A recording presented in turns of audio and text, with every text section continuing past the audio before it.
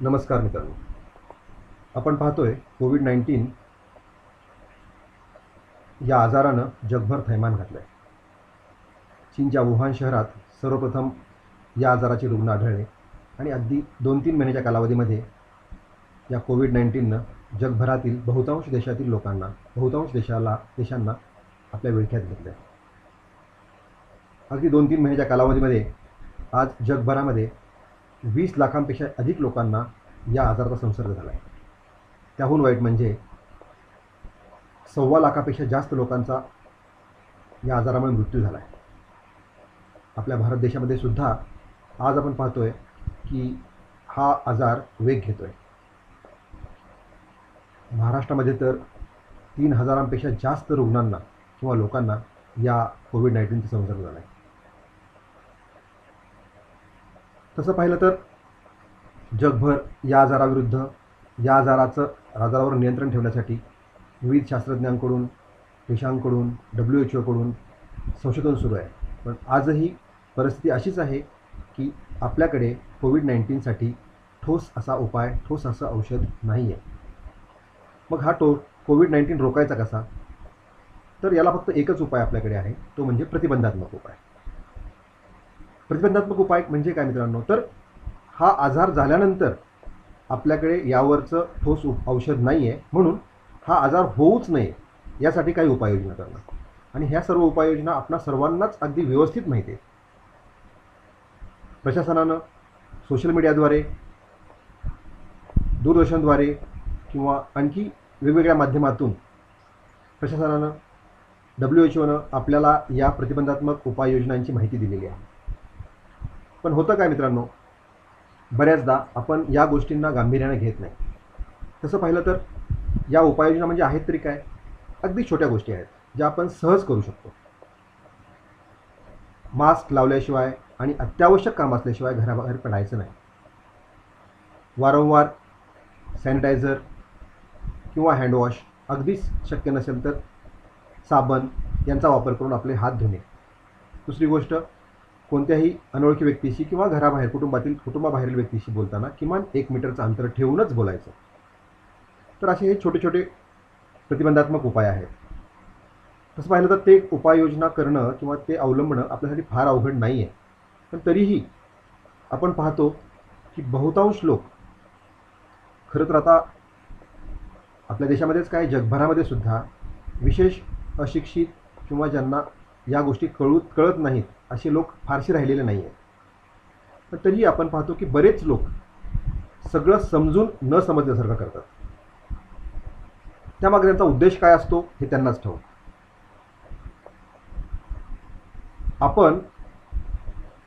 आपल्याला प्रशासनाने जर सांगितलं आहे की तुम्ही या प्रतिबंधात्मक उपाययोजना करा, तर मला एक कळत नाही, असं आपल्याकडे, आपल्या देशाने, आपल्या प्रशासनाने काय मागितलं आहे? तुम्हाला सीमेवर जाऊन शत्रूशी लढायला तर सांगितलेलं नाही आहे, किंवा जंगलात जाऊन वाघाची शिकार करायला सांगितलेलं नाही आहे, ज्यामध्ये तुमच्या जीवाला धोका आहे. का तुमची आयुष्यभराची कमाई, तुमची वडीलपार्जित संपत्ती, तुमची सर्व संपत्ती देशाला दान करायला सांगितली? मग एवढ्या छोट्या गोष्टी असताना आपण एवढे आडेवेढे का घेतोय? एक तर आपण मंदबुद्धी असलो पाहिजे, ज्यांना या गोष्टींचं, या कोविड-19मुळं भविष्यात आपल्या देशाला, आपल्या समाजाला, आपल्या कुटुंबाला काय धोके निर्माण होऊ शकतात याची आपल्याला जाणीव नाही, किंवा आपल्याला एक वेगळाच माज आहे की हा कोविड-19 किंवा अशा प्रकारचे आजार माझं काहीही बिघडवू शकत नाही. तर मित्रांनो, तुम्हाला काहीही वाटत असेल, तुम्ही प्रशासनाला सहकार्य न करण्यामागचं तुमचं काहीही कारण असेल, तर एक गोष्ट निश्चित आहे की हा आजार उद्भवल्यानंतर, हा संसर्ग पसरल्यानंतर जे होणारं नुकसान आहे त्याची किंमत आपल्यालाच मोजावी लागणार आहे. त्यामुळे वेळीच सावध व्हा आणि प्रशासनाला सहकार्य करा. आपल्या चुकीच्या वागण्यामुळं प्रशासनावर प्रचंड ताण येतो. आपल्या भारतासारख्या विकसनशील देशामध्ये आधीच तर दाट लोकसंख्या आहे. या दाट लोकसंख्या आहे आणि प्रशासकीय कर्मचारी, मग ते पोलीस असतील, आरोग्य कर्मचारी असतील, सफाई कर्मचारी असतील, हे कमी आहेत. आपण खरं तर त्यांच्या ऋणात राहायला पाहिजे आणि त्यांना या सर्व धोक्यांची कल्पना असतानासुद्धा फक्त आपलं कर्तव्य बजावण्यासाठी, देशासाठी, मानवतेसाठी हे लोक आपली सेवा करत आहेत. स्वतःचा जीव धोक्यात घालून ती सेवा करत आहेत. आपल्याला या गोष्टीची पूर्णतः जाणीव असली पाहिजे आणि आपण त्यांच्याशी व्यवस्थित वागून प्रशासनाला सहकार्य करून आपली कृतज्ञता व्यक्त केली पाहिजे. तेव्हा मी आपल्याला हात जोडून विनंती करतो की आपण सर्वांनी प्रशासनाला सहकार्य करूया आणि त्यांनी सांगितलेल्या नियमांचं काटेकोर पालन करूया. काही लोकांचं पाहतोय मी की नाहक ही वेळ राजकारण करण्याची नाही आहे. मित्रांनो, तुम्ही कुठल्याही पक्षाचे असाल तरीसुद्धा एक लक्षात ठेवा, माननीय पंतप्रधान मोदीजींचं काम चांगलं आहे का महाराष्ट्राचे मुख्यमंत्री माननीय उद्धवजींचं काम चांगलं आहे, ही तुलना करण्याची ही वेळ नाही आहे. त्यांच्या कामाचं मूल्यमापन आपण करायची गरज नाही. त्यांच्या कामाचं मूल्यमापन योग्य वेळी होणार आहे. पण आत्ता फक्त आपण एक करायचं आहे, ते दोघेही किंवा संपूर्ण प्रशासन जगभरातून अगदी WHO सहित सगळेजण आपापली भूमिका निभावण्याचा प्रयत्न करत आहेत. प्रत्येकजण आपल्या आपल्या पद्धतीने आपल्या आपल्या क्षमतेनुसार या आजारापासून दूर जाण्याचा, या आजाराला रोखण्याचा, यावर नियंत्रण मिळवण्याचा प्रयत्न करत आहेत. अशा परिस्थितीमध्ये आपलं काम काय राहतं मित्रांनो, तर आपण फक्त एकच गोष्ट केली पाहिजे, ती म्हणजे आपण एक सामान्य नागरिक आहोत, एक सुजाण नागरिक आहोत. आपण फक्त एक करायचं आहे की जे प्रतिबंधात्मक उपाय आपल्याला सांगितलेले आहेत ते आपण तंतोतंत पाळायचे आहेत. दुसरी गोष्ट, आपले जे मित्रपरिवार, आप्तेष्ट किंवा जवळचे कोणी असतील त्यांना प्रत्यक्ष भेटून नाही, फोनद्वारे, सोशल मीडियाद्वारे या गोष्टींची जाणीव करून द्यायची आणि त्यांना हे पटवून द्यायचं आहे की हे प्रतिबंधात्मक उपाय आपण अवलंबलेच पाहिजेत, तरच आपण या आजारापासून मुक्ती मिळवू शकतो.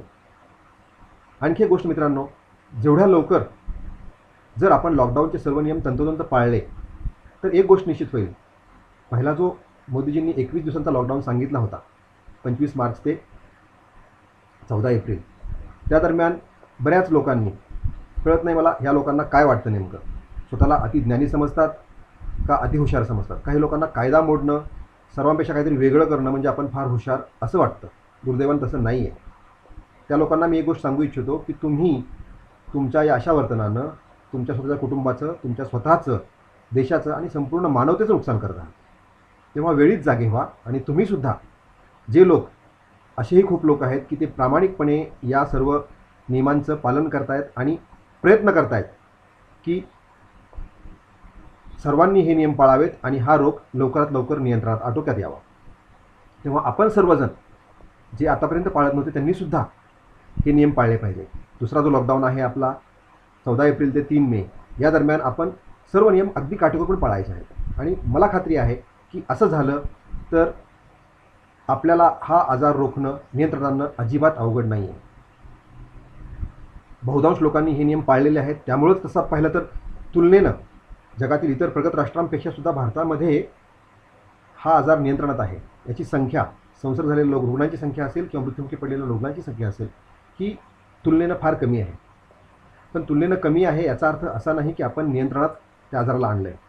महत्त्वाचं काय आहे, आपण तिसरा टप्पा सुरू करण्यापूर्वी, रादर आपल्याला तिसरा टप्पा सुरूच होऊ द्यायचा नाही आहे. आपण दुसऱ्या टप्प्यामध्येच कोरोनाला थांबवायचं आहे आणि जगापुढे एक आदर्श घालून द्यायचा आहे की भारतामध्ये जरी कितीही दाट लोकसंख्या असली, कितीही जाती धर्माचे लोक राहत असले एकत्र, तरीसुद्धा आमच्यामध्ये ते युनिटी आहे, ती एकी आहे की आम्ही आमच्या प्रशासनाला पूर्ण सहकार्य करून आलेल्या अशा अनेक संकटांचा मुकाबला यशस्वीपणे करू शकतो.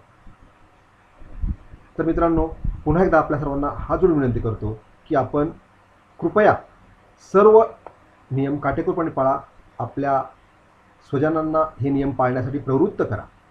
आणि आणखी एक गोष्ट, जेवढ्या लवकर आपण या कोरोनामधून बाहेर पडू तेवढ्या लवकर, तेवढ्याच प्रमाणात आपण आपल्या देशाचं होणारं आर्थिक नुकसान, राज्याचं होणारं आर्थिक नुकसान, किंबहुना आपल्या स्वतःचं होणारं आर्थिक नुकसान आपण टाळू शकतो. तेव्हा सर्वांनी हे नियम काटेकोरपणे पाळा, प्रशासनाला सहकार्य करा आणि मानवतेसाठी आपण काहीतरी देणं लागतो या भूमिकेतून, या भावनेतून आपण सर्व प्रतिबंधात्मक उपाय काटेकोरपणे पाळू आणि लवकरात लवकर या कोविड-19 ला जगातून, आपल्या देशातूनच नव्हे जगातून त्याचं नामोनिशाण आपण मिटवून टाकू. आपल्या सर्वांच्या सहकार्याची अपेक्षा करतो. धन्यवाद.